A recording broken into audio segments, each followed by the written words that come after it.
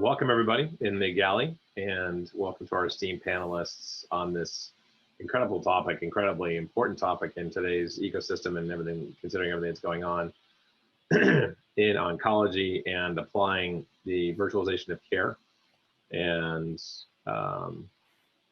really within this pandemic environment, how are people managing the virtualization of care? How are they managing patient populations in general?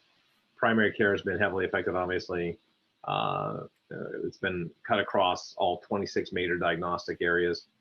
And in today's topic, we're going to be talking specifically around oncology and about how the pandemic and how the virtualization of care has affected oncology, and what some of the leading thought leaders and what are some of the leading clinicians and innovators in oncology today in today's world, from from not only the Mayo, but also Brigham and Women's and Mass General and Persistent, what they are doing around being able to solve for this puzzle.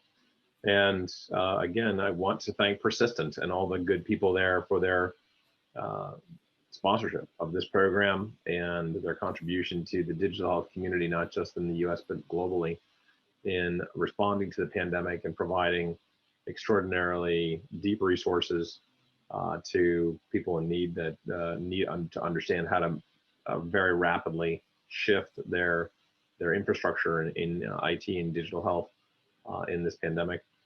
And so with that, I wanted to go into some introductions and just begin to introduce the panel to our audience. And first and foremost, myself, my name is Stan Kuchanowski, I'm the moderator. I am the director of the Digital Health Program at Columbia Business School. I'm chair of HITLAB, Digital Health Testing and Efficacy Testing Lab in New York City. And with me is Dr. Rafael Fonseca from the Mayo Clinic. And Dr. Fonseca, if you could give us a couple minutes background on yourself, please. Sure. Well, thank you very much. And thank you for the invitation. I'm very much looking forward to our conversation. So as you see there, I'm currently the interim executive director for the Mayo Clinic Cancer Center. I'm a hematologist and oncologist, and I've been with Mayo Clinic for over 20 years. I specialize in the area of multiple myeloma, so that's all I do in my clinical practice and my research, in addition to my administrative duties.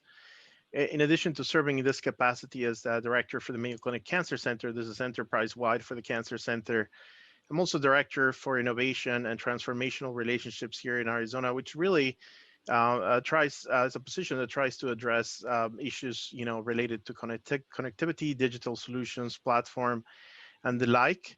I would like to self-describe myself as a techie, and despite the headset you see, which may not seem very modern, this work environment lends itself better when you have a headset.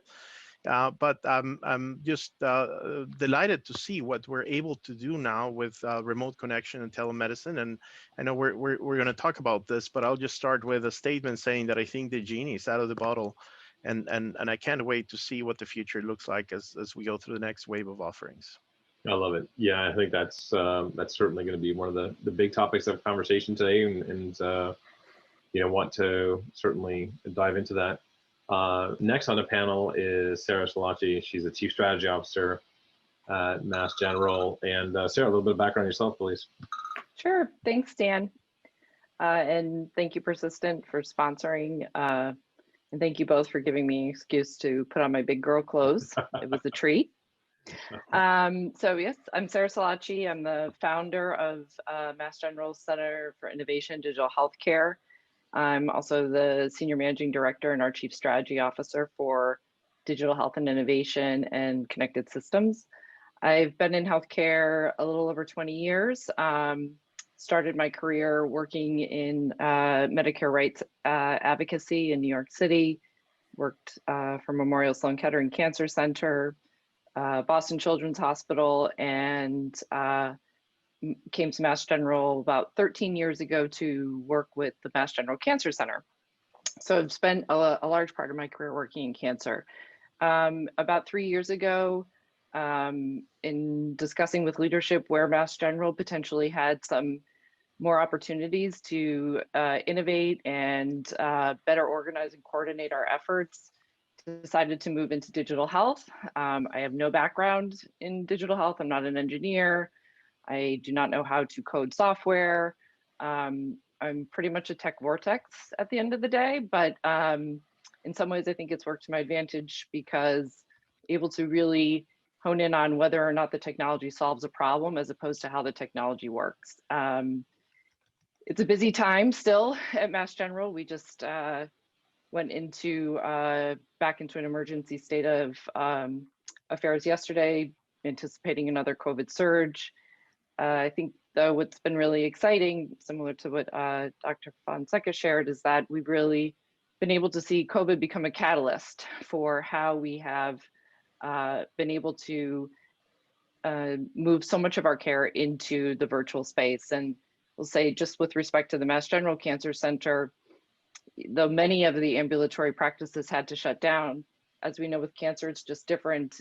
And so we were able to really shift our operational focuses very quickly in the cancer center to become more virtual, and happy to share more about that as part of this panel. That's fantastic. Thank you, Sarah, for the introduction. And it's good to see a non-digital health person. It's good to see some non-engineer on there as well. And then, of course, we have Vinod Perali, Associate VP of Healthcare and Life Sciences from, again, one of the world's leading solutions providers, Persistent. Vinod, 2 minutes on your background. Sure, Stan, and thanks for inviting me and arranging this session. Very happy to participate in this one. So in terms of what we are doing at Persistent is basically we are helping providers, researchers, pharma companies, and entire healthcare ecosystem basically to apply digital health using technology as a frontier to solve certain problems, and right from research up to providing care. And I'm very kind of fortunate to have been involved in some of the very sizable programs with very interesting outcome from that perspective. And I've been in this area for almost 8 to 10 years now, applying technology for healthcare related problems, and maybe clinical issues, it may be operational issues. And we have seen very interesting trajectory since COVID has started. And I've been part of the team that is advising on technology side for to these healthcare providers and researchers on how technology can be useful, to kind of care for their patients. And especially from oncology faculty perspective, we have been very engaged on two folds, right? And as discussion progresses, I'll talk more about specific examples, how we have been helping a research community as well as care community to use digital health and technology to care for their patients. Thank you again, Stan, and looking forward to conversation. Yeah, likewise. And I think we're honored to have you here as well, and just all of the hard work that you've put in, your teams have put into helping rapidly virtualize a lot of these healthcare systems over the last 10 months. And I think we're going into a wave now where we're going to need more of that. And then finally, I'd like to introduce everyone to Richard Boydjan. He's out of Brigham and Women's Hospital in Boston. They don't have snow yet, but they're getting there. It's cold.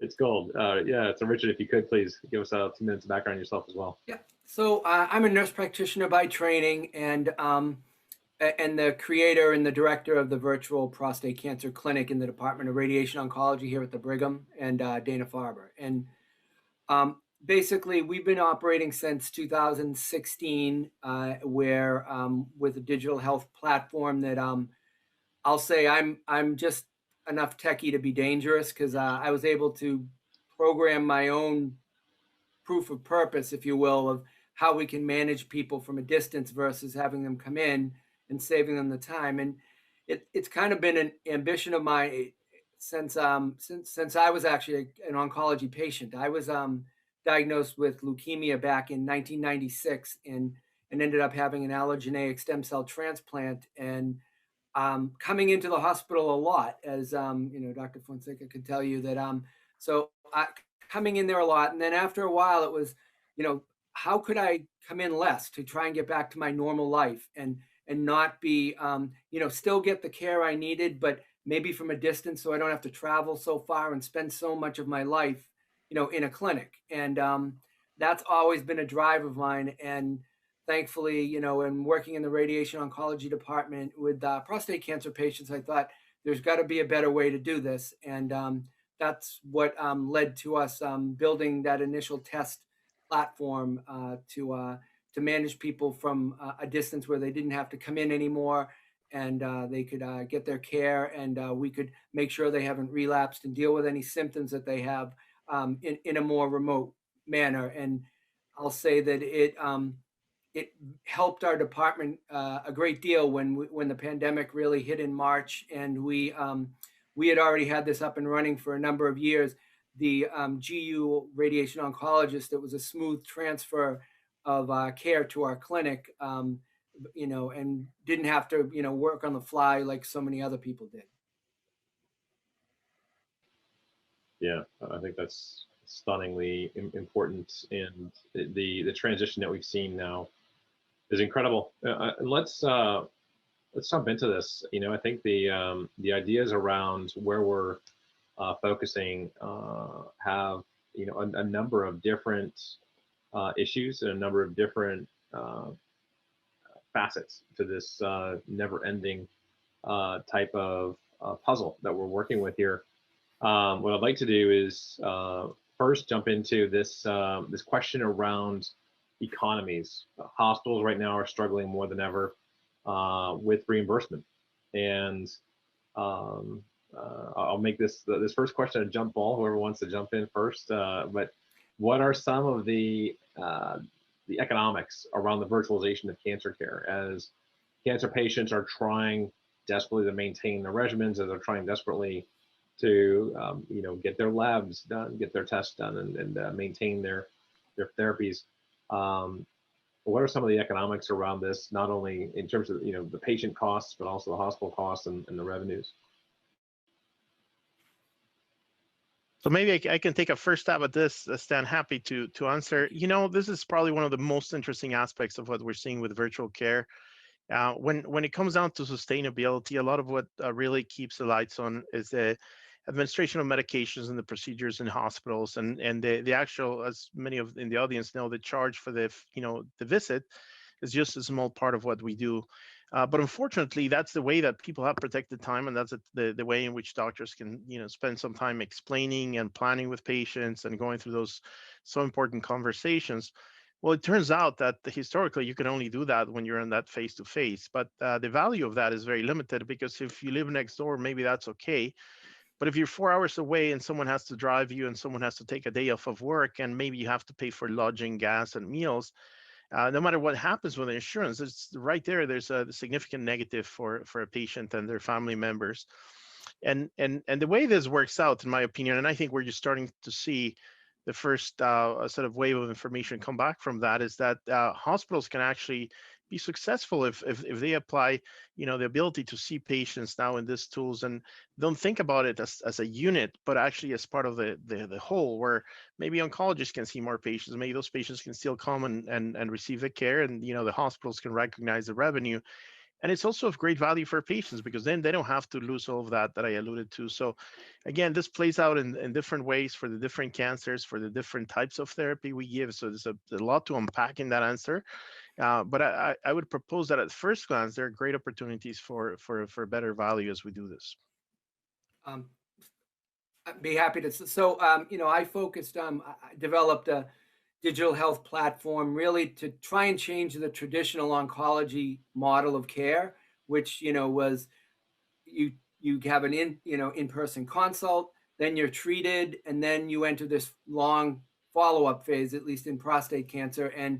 And so basically, it was actually quite simple in regards to thinking about, okay, how do we, as Dr. Fonseca said, how do we free up the doctor to see more patients, so increase access to care? And, with the digital health platform, what we were doing is we were offloading the in-person follow-up visits, so that we, could free up the doctors to see more consults. And that was kind of the theory. And hopefully we'll have a paper out soon, but we're able to reduce, from when we started 2000 in FY19, now it's 24% reduction in in-person follow-ups. And we had an increase in actual consults of over 100%, because we freed the docs up so much that they were able to bring in the consults. And the other thing was that in radiation led to more people treated.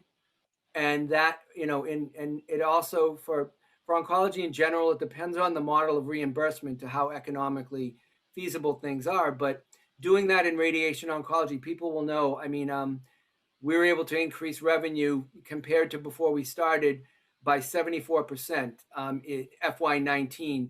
And in radiation oncology, that's not small chump change. And so, but ultimately it's looking for me, and that's kind of where you have to look at the economics of it, is maybe not being wed to the traditional model and giving up revenue on one side to gain it on the other side. And it's looking at where the revenue comes from.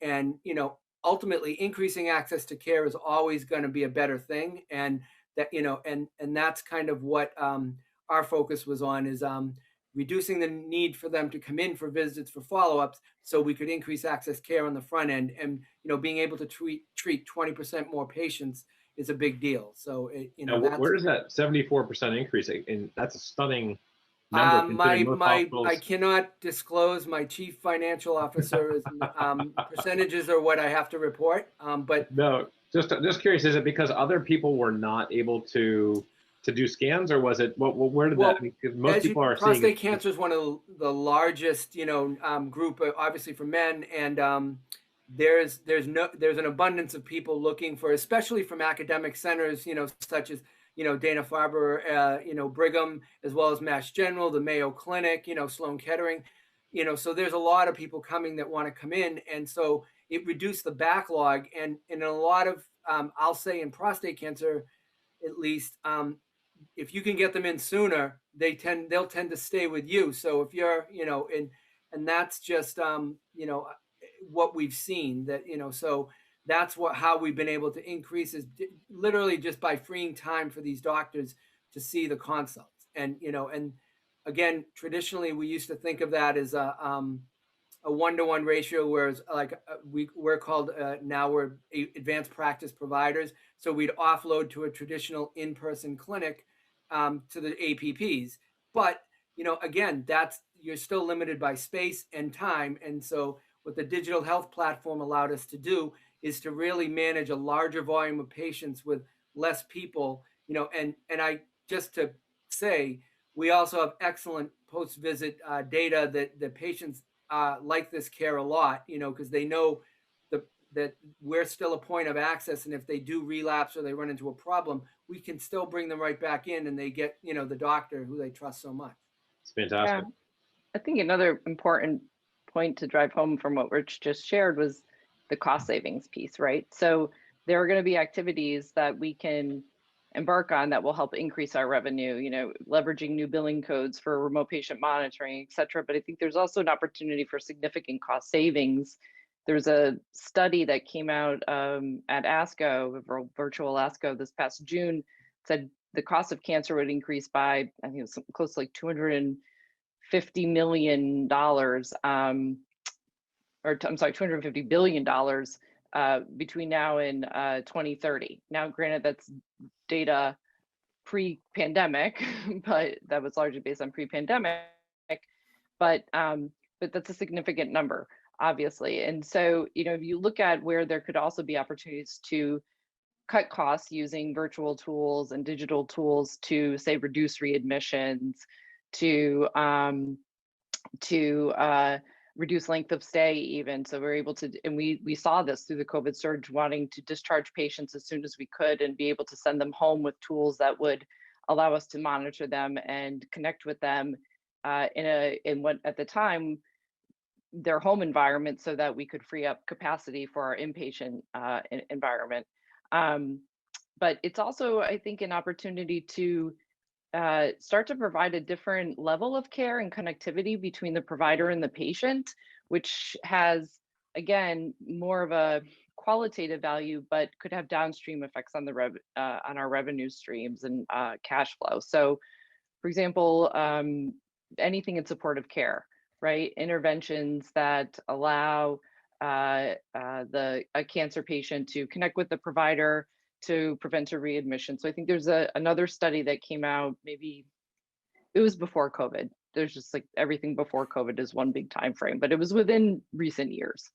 That said 45% of cancer patients are readmitted because of anxiety as opposed to actual medical need, right? And so this was a tenet that really rang true for us at Mass General, and we worked to employ and deploy some digital tools that monitored patients post-acute discharge, and started to see great success with that. We're looking to get that pilot back online as soon as we return to normal operations for some sort of consistent period of time. But the biggest feedback we got from patients who participated thus far was, I felt so much better being able to connect with my provider at a moment's notice, or even for a video visit, and I could just see somebody's face and know that somebody was paying attention. So I think it will have great effect in the supportive care space. Yeah, I mean, that's incredible. Just looking at the the numbers that Richard's talking about, I think if this becomes something that is built in to the infrastructure, and it can be and it's economically viable. Becker's Healthcare just reported today 32 more hospitals declare bankruptcy. Stunning. I mean, just in the last couple of weeks, it says, and then we're seeing it every week. I mean, the magazine now, or whatever you call these things that are online magazines, publications, are now just, it's a report. It's the bankruptcy report every week. So Vinod, I know you've got a lot to say in this topic. You guys are out there in the trenches helping enable this extraordinary panel and what they're doing. What are you seeing around the economics of this new virtual care model in cancer? I just wanted to extend on Sarah's point that it is like just sheer feeling in patient that I can connect with my provider as and when I want. That itself is like, awesome like tool for patient to have, right? And then second part I wanted to mention, we come from technology background, but if you look at the patient engagement and patient, experience, especially for long-term care faculties like, oncology, it is at most very, very important point that, patient feels connected. And, we are working with multiple AMCs and providers and health systems. And one of the health system, executive was explaining, cancer center executive was talking to us, and he was explaining it is so frustrating for some of our patients to, call in just to check, when is their pre-surgery checkup, right? For example. So it is like so many touch points that these oncology patients have with health systems and their doc. It is overwhelming, for oncology patient, right?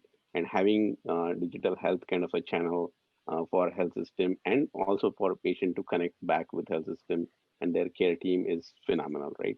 And I think a byproduct of that whole connectivity and engagement is what Sarah and everybody was talking about, more on economy side, more on anxiety side, and more on better result side, right?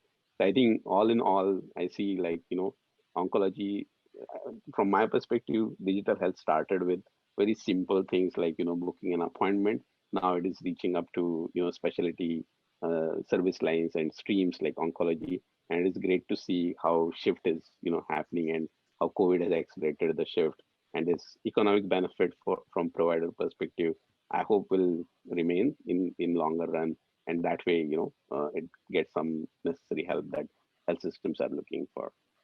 It's fantastic. And just to remind the audience out there, we've got obviously dozens and dozens of people online watching this right now. If you want to ask a question, we've got a few different mechanisms. You can hit us up on the chat box or the Q&A section of your Zoom platform, or and if for whatever reason we can't get to your question during this session, please look us up on LinkedIn. Everybody on the panel is on LinkedIn, and we'd love to be able to follow up on other conversations afterwards as well. But the really, we've gone from the economics of this. Clearly, it's not going away. Virtual cancer care is going to be here for at least another year. We don't know if it could go beyond that. And as opened up by Dr. Fonseca to start with, it's here to stay. Like we're getting to the point now where the animal spirits, a lot of that Keynesian kind of philosophical componentry is starting to really train and behaviorally modify us as a society toward virtual care. Dr. Fonseca, tell us a little bit more about what the Mayo did to scale this up, and how design and what were some of the commonalities that you've seen from the on-site to the virtual, and what were some of the differences as you scaled up virtually to the virtual model versus the kind of physical model? Sure. Well, I don't want to minimize the very hard work that occurred behind the scenes with our colleagues in IT, but it almost seemed like things happened overnight. We went from a few people knowing Zoom to Zoom being a dinner table conversation that just happened in a matter of a few days to a few weeks. And for us, how that was implemented, it just took some time before the connectivity was made between the electronic medical record, the fact that now in our appointment list, we have a little icon that tells you whether you're doing a video or a phone consultation that you click on. And then magically, this window opens up that technologically we knew was possible for a couple of decades, but now it's really at the disposal of patients and physicians and the care teams. So very quickly we implemented that. There were perhaps the thrust and the sense of urgency that we all had shed some of the normal hesitancy we as humans have when we try to embrace new technologies or new pathways. It just had to be done. But it turns out we did the jump, and then once we were there, we knew it was working. And if this project had been planned absent a pandemic episode like this, it probably would have taken 5 years for any health center going through 10,000 committees and legal considerations and the like. But it really transformed itself into an opportunity, whereas now we have this available for our patients. Some aspects that are fascinating are how the network of connectivity is greatly expanded. It's just very obvious. Before, to come to a medical center, you need to be healthy enough and you need to have enough means to be able to travel and have that disposable time and that disposable income to come to a center like ours or Mass General or the Brigham's, because there is a cost to that, right? Number one. Number two is this actually can connect more and more the hyper specialty part of the oncology practice, which is clearly a direction that we're moving. You're seeing now people that are going to be experts on some genetic mutation in lung cancer or the right-sided colon cancer and the like. So our ability to create that more specific connection across the country and beyond, which is my third point, this has also opened opportunities for patients, around the globe. So now it's not unusual for us to do consultation for individuals who live beyond the borders of the United States. I think the sum of all of this is of great value, and it should be said too as well that we understand these are options that are not available to everyone, but fortunately more and more people have access to this.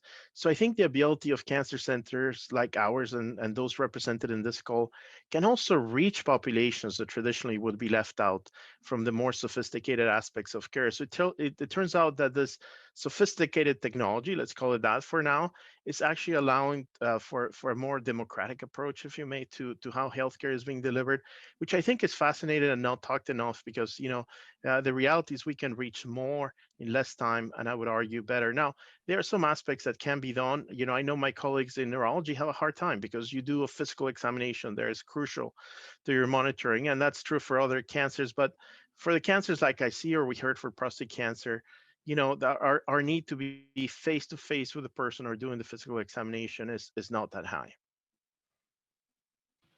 Yeah, I think that's one of the questions that have just come in from the audience now, is around this virtual cancer treatment at home and being able to use concierge care for infusions and things like that. And Sarah, how is that done in terms of scaling up? What are some of the things that you guys have seen, from your standpoint, and how is that working in terms of scaling up a lot of home care stuff, and what's that done? Sure. So with cancer, it's always complicated, right? So yeah, I mentioned during my introduction that this was the one ambulatory practice that we really tried to keep operations business as usual. So patients could continue their chemotherapy, continue their radiation treatments. And we also have a very active phase 1 and 2 clinical trials program that, as we've seen in cancer therapies, the early phase drugs are becoming frontline therapies faster than ever. So, or I think we've tried to shift our operations is more around the less around the treatment and more around those interactions between clinician and patient in between actual treatment. We too were, scaling. We were in the middle of scaling our new telehealth solution during the early surge, and actually had to suspend the scaling of our vendor solution and turn to things like FaceTime, Teams, and Zoom in order just to, for our clinicians to be able to connect with their patients. I personally think we saw more of a, I am hopeful for the world that Dr. Fonseca laid out, where technology is going to give us more reach and access. I think what we saw, at least my personal opinion, is that we saw the technology divide increase even greater during the COVID surge and in this past year, but with these glimmers of hope of how it could be different. There's a question in the chat about bandwidth or technology literacy. These are all very complex, complicated issues that, getting our providers trained up on how to do a virtual visit, never mind how to get the patient oriented to that.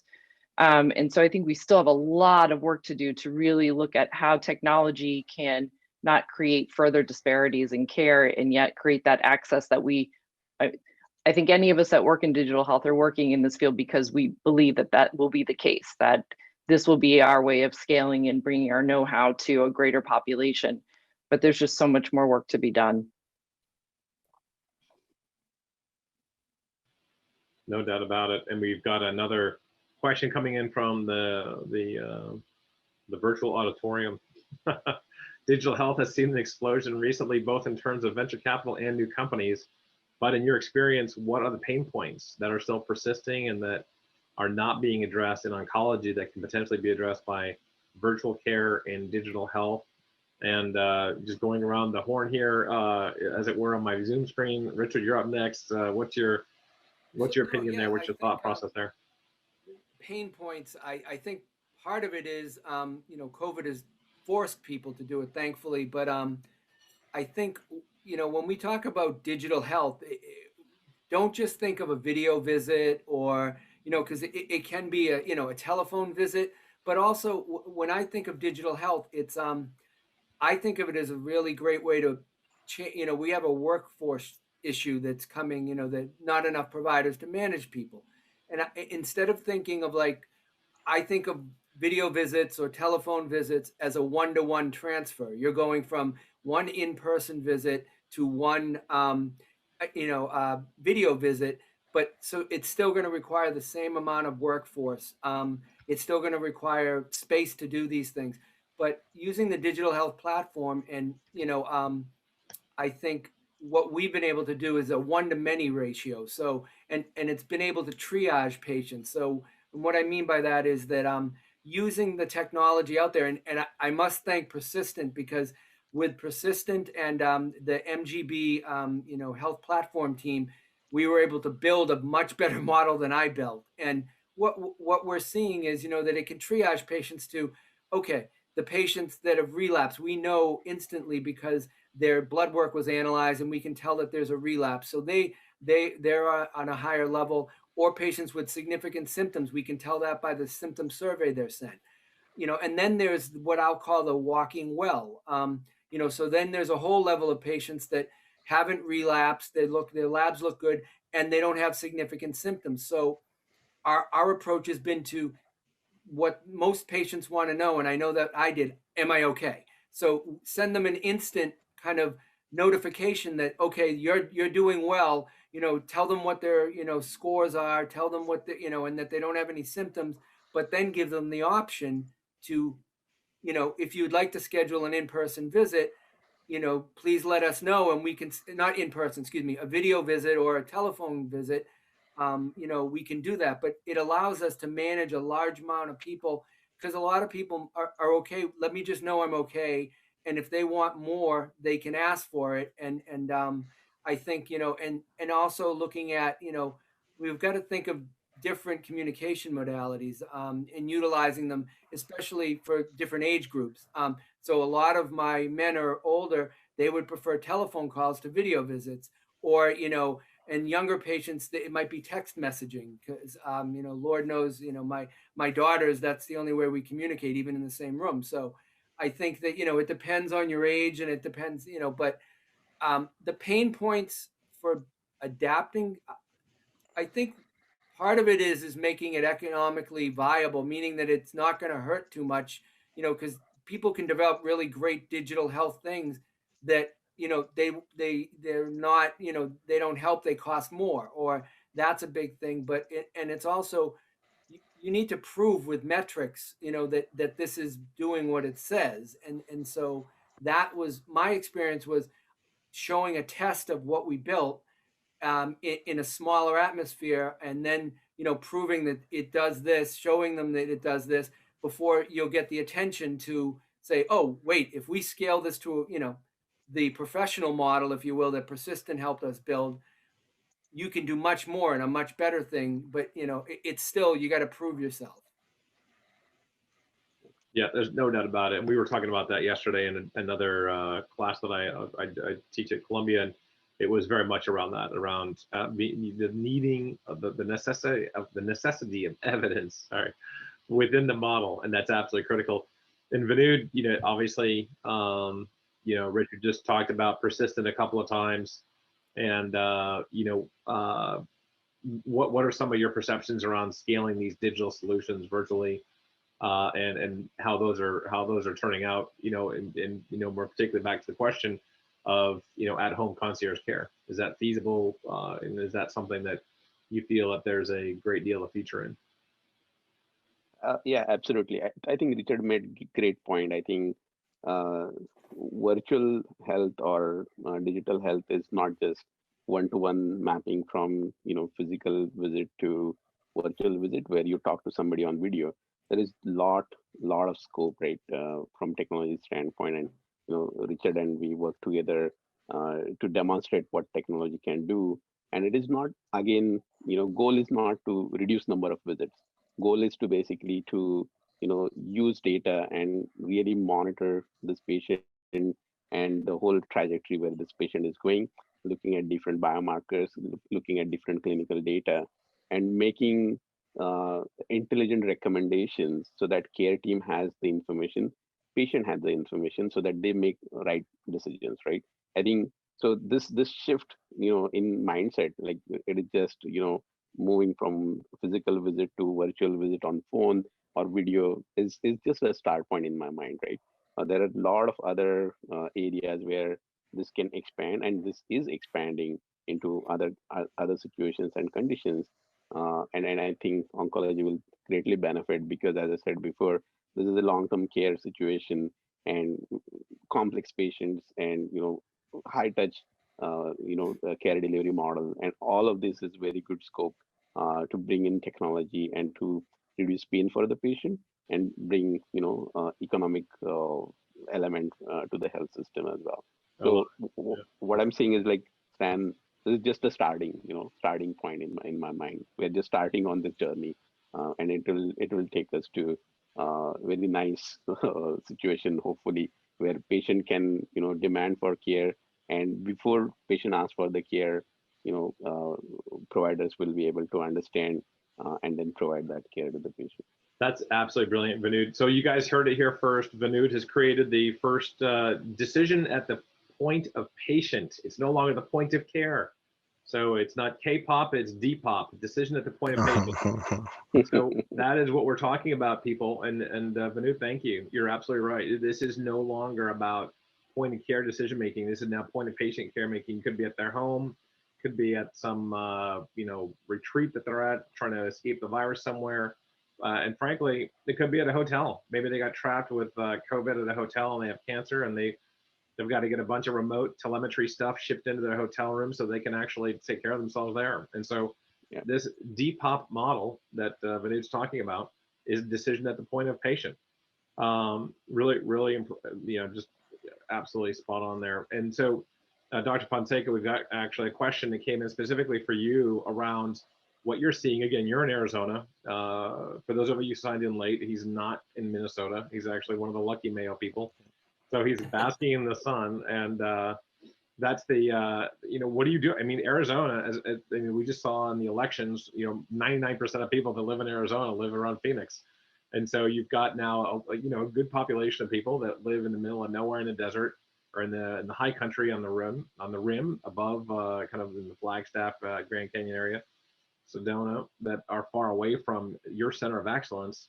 But not everyone has great bandwidth. And 5G is not ubiquitous. Unfortunately, for people like Qualcomm who would love it to be ubiquitous today. What do you do with people that have, like, patients who are trying to do this stuff and they have, low or no bandwidth? Yeah, there's no question that remains one of those pain points. And as we develop this, and just being an oncologist, by definition, I have to be a pathologic optimist, right? So I want to live in that world that we're talking, where this becomes a reality for as many people as possible.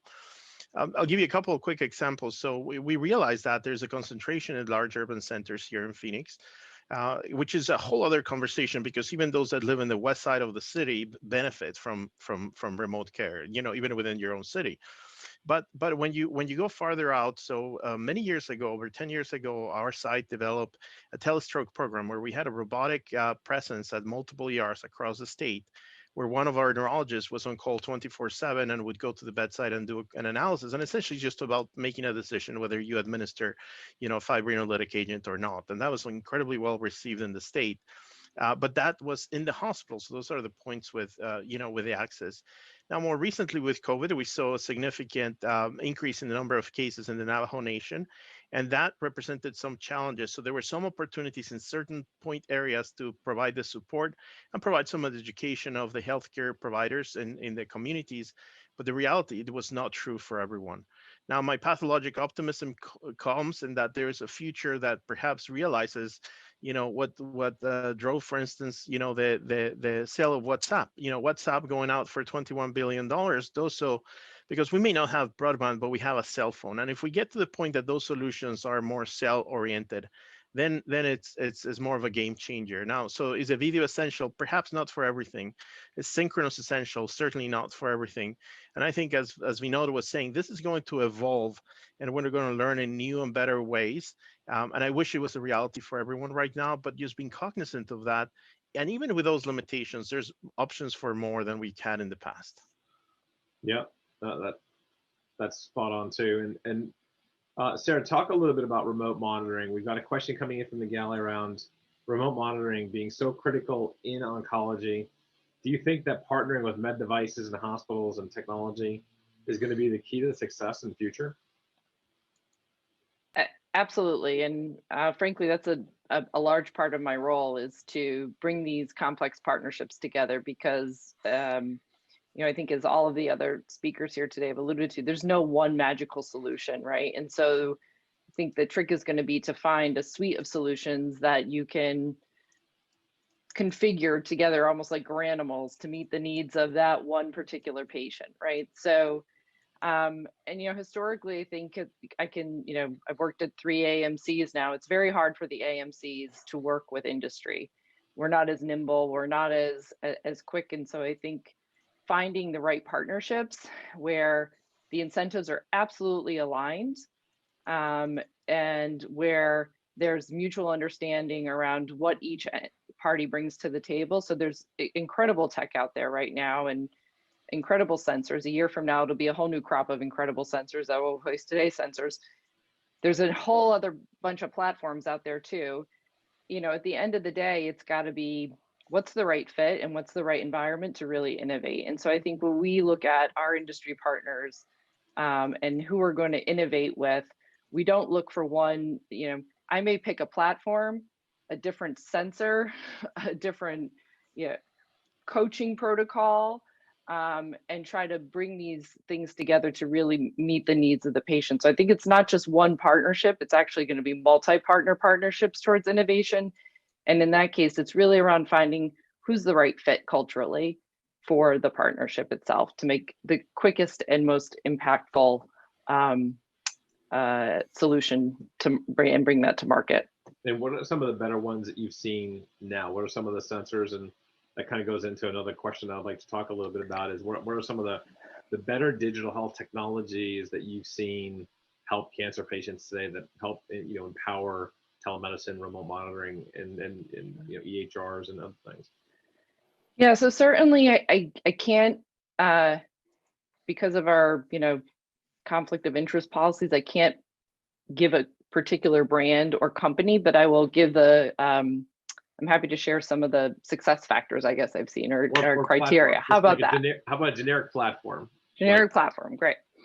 So platforms that incorporate a patient's personal health record and personal health data, and that can aggregate that data with new data types we don't traditionally collect in the clinical setting. So EPROs, physiological monitoring data, even from consumer wearables, it's more information than we have now.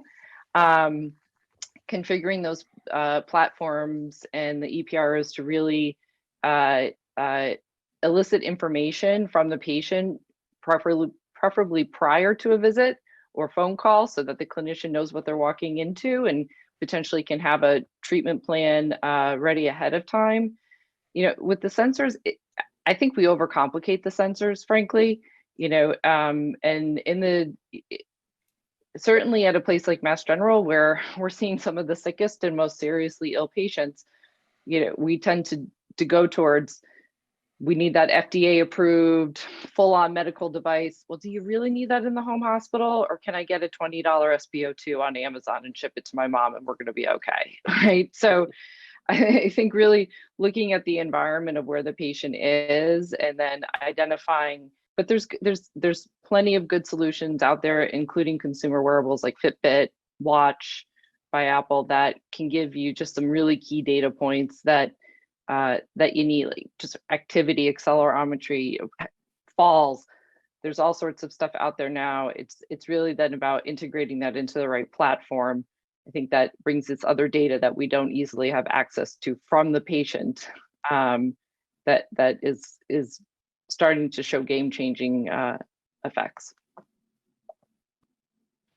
Completely agreed. And Richard, some of the platforms, if you can't talk specific yeah, I probably should follow tools. Sarah's lead and not say specific platforms, because I'm sure I would get reprimanded. But no, I think for me, I see CRM software, the customer management stuff that a lot of the that businesses have been using for years, fits really well for what my needs and what I would, because I'm able to create a multi-communication modalities outreach to patients.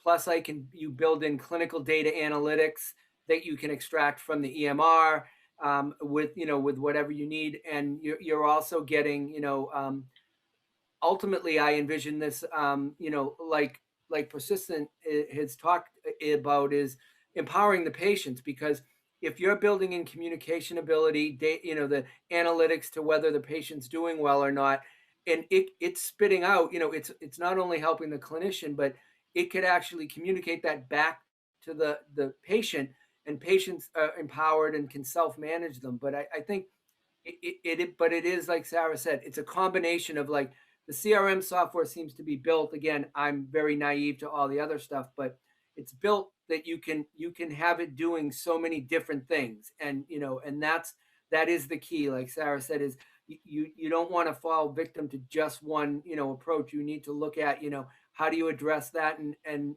as we've talked about, how do you address an underserved community that might not have the bandwidth, but, using cell phones and things like that. But building one platform that can outreach in multiple ways, whether it be emails or whether it be text messaging, but using the same kind of messaging and things like that. I mean, I think we've only scratched the surface with that.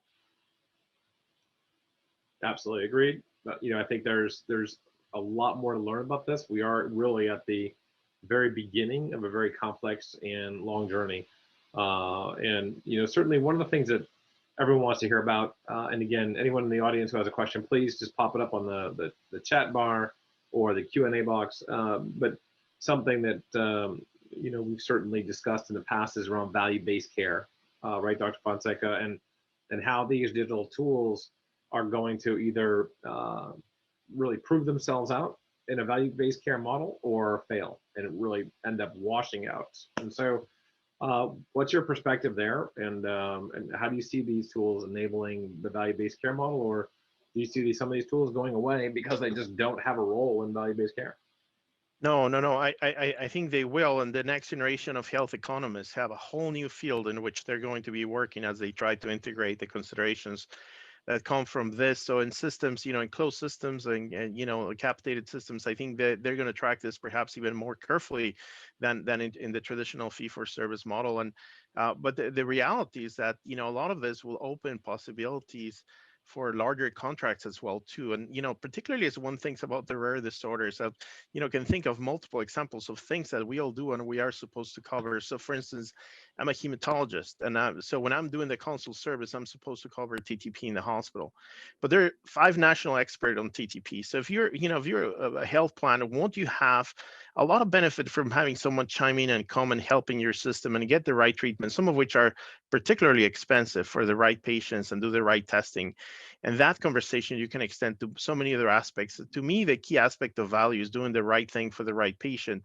And particularly as that involves some of the newer technologies with the significant implications to, expenses to the system. So again, I just think that the conversation has just started for the health economists of the future.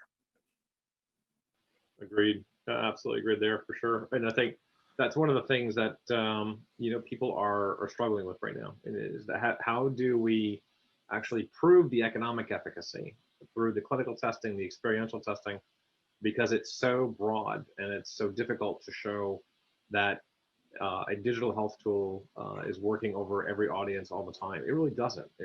Digital technologies work very differently for different therapeutic populations, different demographics, et cetera. So it's really important. We've got a couple of questions that are coming in from the audience now. Is there a way for other members of healthcare continuum, whether it's pharmacies or pharmaceutical companies, to get involved with virtual care, specifically cancer care?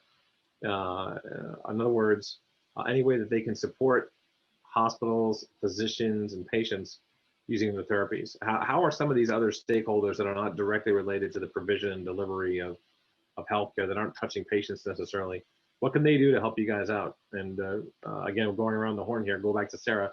Sarah, what you're sitting in one of the biggest hospitals in the country. What do you guys, how? And it's kind of going back to that partner question, the question on partnering. What do you guys see as the non-patient-based stakeholders being able to do to help you out? So I have to say, I think this is going to be the decade of pharma.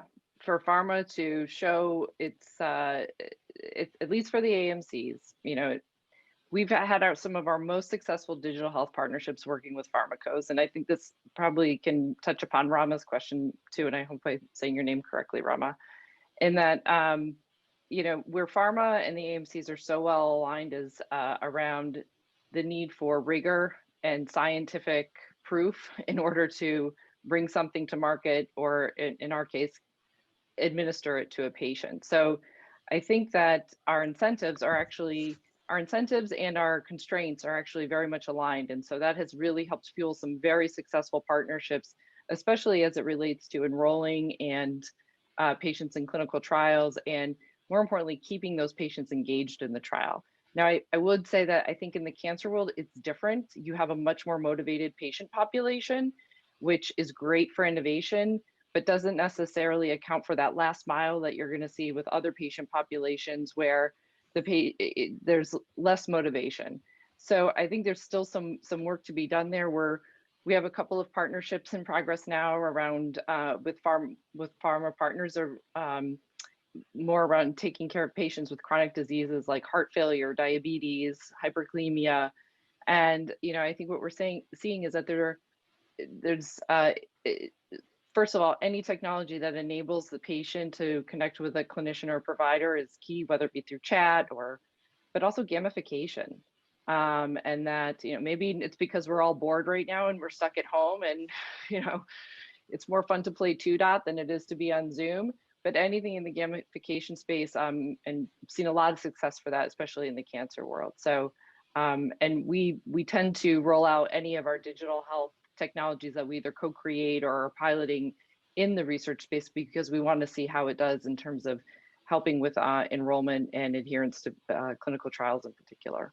Yeah, that's wonderful. I know, Vinod, you've been really active in helping build a lot of those partnerships, across stakeholders like pharma and hospitals.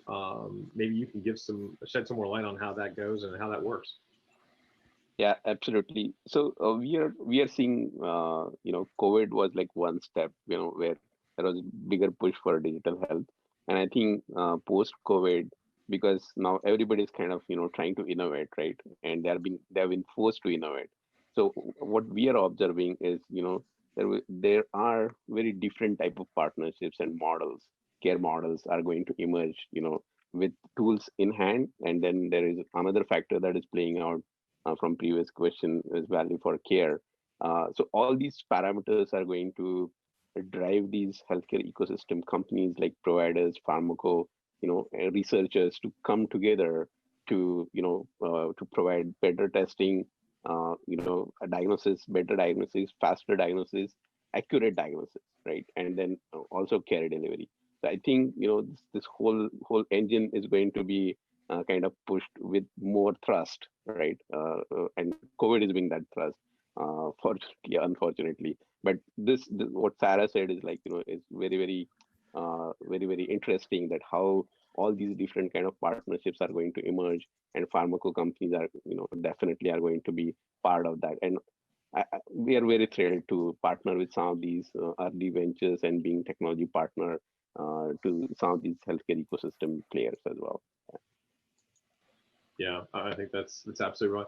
Now, there's another question from Pankaj, and Richard, he's wondering what role can a pharmacist play in the virtualization of cancer care, and how are you seeing pharmacies and pharmacists help out with the primary care effort? And and we've got about 3 minutes left, just to be respectful for everyone's evening here, top of the hour. But what have you seen in Boston? Well, and a quick shot. I mean, I've seen where the digital health, where they're building a platform that basically, the same way I talked about connecting with patients. Well, if you've got an outside pharmacy or an infusion company or things like that, you're building a health platform that can communicate from we'll say the Brigham to the to the pharmacy, or that's getting it out immediately, or that's translating the information that they need, and building a platform that can get the information to them in the form they need it, and based on what the provider's prescribing, or what that I think it's really being able to communicate faster, quicker, and and it actually, I think what it really is going to do is help to standardize what goes out, and what goes out to the pharmacies, what goes out to all these companies, and it's connecting them, and or even, like, we'll say, private social workers that you could send referrals immediately, those type of things, where if there's a need, you'll build the connection to to fill it.